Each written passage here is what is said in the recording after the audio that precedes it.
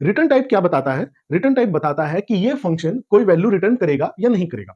जैसे अगर जनरली मैं आप में से किसी को ऐसे ही एक आवाज दे के बुलाऊं, ठीक है, तो वो क्या करेगा, बदले में एक रिस्पॉन्स देगा, यस सर, प्रेजेंट, या ऐसे कुछ आंसर देगा। तो ये होता है हमारा रिटर्न टाइप। अगर मैं आपको कुछ बोलूं और आप उस काम को कर रहे हो और उसके बाद में मुझे कुछ वैल्यू रिटर्न कर रहे हो, तो वो होता है रिटर्न टाइप।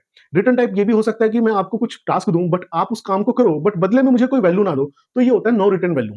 तो यहाँ पे हम क्या करेंगे, रिटर्न टाइप में दो चीजें यूज करेंगे। एक तो हम यूज कर सकते हैं वॉइड का मतलब होता है नो रिटर्न टाइप या no return value. No return value का मतलब है अगर मैं किसी भी फंक्शन के सामने अगर मैं वॉइड लिख रहा हूं, इसका मतलब यह है कि ये फंक्शन कोई भी वैल्यू रिटर्न नहीं करेगा। और दूसरा होता है मैं लिख सकता हूं डेटा टाइप।